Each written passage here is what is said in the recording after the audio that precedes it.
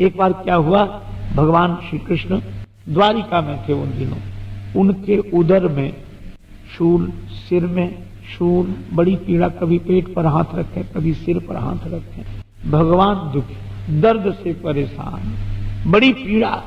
इतने में देवर्षि नारद जी आए।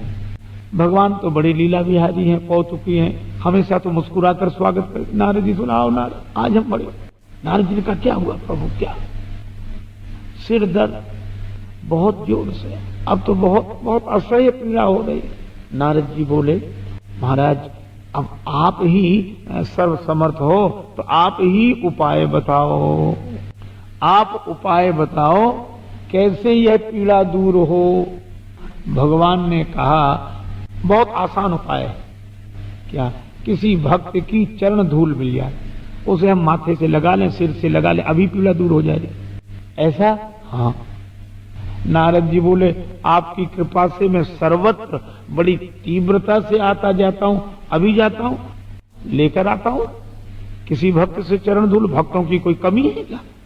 अब नारद जी सब जगह गए, भगवान हंसने लगे। जितने भक्तों से कहे, मान लो हम लोगों से कोई कहे, आप कल्पना करो।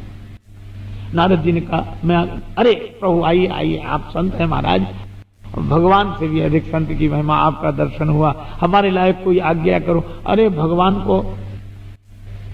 तो हमारे भगवान है, उनके सिर में दर्द है, तुम भक्त हो? हाँ। अपने चरण की धूल दे दो, भगवान के सिर में लगानी है। कौन भक्त तैयार हो जाए? ये कहते हम अपने चरण की धूल भगवान के सिर में लगाने का, कोई भक्त तैयार नहीं हुआ। कौन हो जाए? नारद जी उदास लौटे। महाराज और कोई उपाय बताओ। कोई अपनी चरण धूल आपके सिर में लगाने को नहीं दे रहा, भगवान के सिर में अपनी चरण धूल लगाने को कौन दे? भगवान ने कहा कोई भक्त तैयार नहीं हुआ। हाँ कोई नहीं हुआ।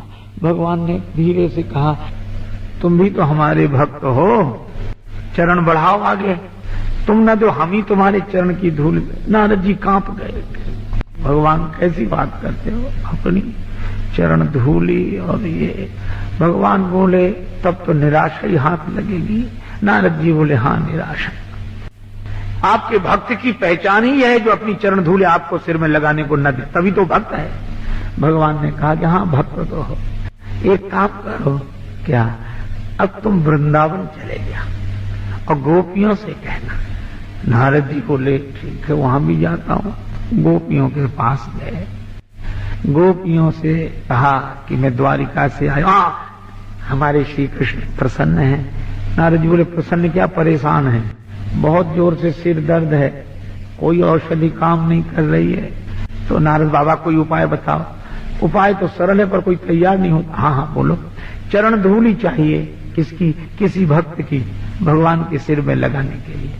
गोपियां बोली चरण धूली से दूर हो जाएगा भगवान श्री कृष्ण का सिर दर्द, उन्होंने स्वयं कहा है। अच्छा नारद बाबा, तो अगर हमें भक्त समझते हो तो हमारी चरण धूल ले जाओ। सब गोपियां तैयार हो गई कि चादर तो बिछाओ, धूल का तो ढेर लगा दें हम, और ले जाओ। नारद जी ने कहा कि गोपियों तुम्हें इतनी समझ नहीं, जानती हो श्री कृष्ण कौन है? कृष्णस्तु भगवान स्वयं, ये तुम्हारे सखा बनकर रहे तो क्या भगवान नहीं है? गोपियां बोली हम जानती हैं कि वे भगवान है। तो कहा भगवान के सिर पर अपने चरणों की धूल लगाओगी तो पाप होगा कि नहीं? गोपियां बोली हाँ होगा, घोर पाप होगा। इसका फल क्या है? तुम्हें नरक मिलेगा। हाँ यह भी हम जानती हैं नरक मिलेगा, गति नहीं मिलेगी, मुक्ति नहीं मिलेगी, नरक मिलेगा, घोर पाप होगा भगवान के सिर पर अपनी चरण धूली डालने। तो कब तुम ये जान रही हो कि इससे नरक मिलेगा, दुर्गति होगी, बदनामी होगी, इसके बाद भी चरण धूल देने के लिए तैयार हो? गोपियां बोली चाहे जितनी दुर्गति हो जाए, नरक मिले और कितना भी घोर पाप हो, उपहास हो, लेकिन हमारे कन्हैया स्वस्थ हो जाएं, हम तो यही चाहते हैं, यही चाहते हैं। नारद जी के नेत्रों से आंसू बरसने लगे। नारद जी ने मन ही मन सोचा कि मैं अपने को भक्त समझता था, भक्त तो ये है। लौटे धूल लेकर तो नहीं, वृंदावन से लौटे, प्रेम से भरे लौटे। कुछ भी लेकर नहीं आए, लेकिन आज कुछ लेकर आए थे।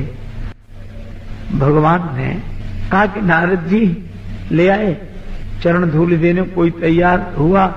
वो नारद जी बोले कि महाराज कौन तैयार हुआ, कौन तैयार नहीं हुआ, सभी देने को तैयार थे चरण धूली। तो ले आते, मेरा सिर दर्द ठीक हो जाता। नारद जी ने कहा कि आपके लिए तो नहीं लाया, पर मैं मन ही मन गोपियों की चरण धूली अपने सिर पर चढ़ाकर आ गया। क्यों? का इसलिए आ गया क्योंकि हम भक्त तो हैं, पर हमें अपनी चिंता है, हमारा परलोक न बिगड़ जाए, हमारी दुर्गति न हो जाए, हमें नरक न मिल जाए, हमारी बदनामी न हो जाए। लेकिन ये गोपियां हैं जो कहती हैं हमारी बदनामी हो, हमें नरक मिले, हमारा जो हो सो हो, पर हमारे श्री कृष्ण स्वस्थ रहें, सुखी रहें, श्री कृष्ण आनंदित रहें। तो जो अपने आनंद के लिए, जो अपने सुख के लिए दूसरे का उपयोग करे, वह काम है। और जो अपने प्रेमास्पद की प्रसन्नता के लिए अपने आप को समर्पित कर दे, वह प्रेम है। हमें कुछ नहीं चाहिए।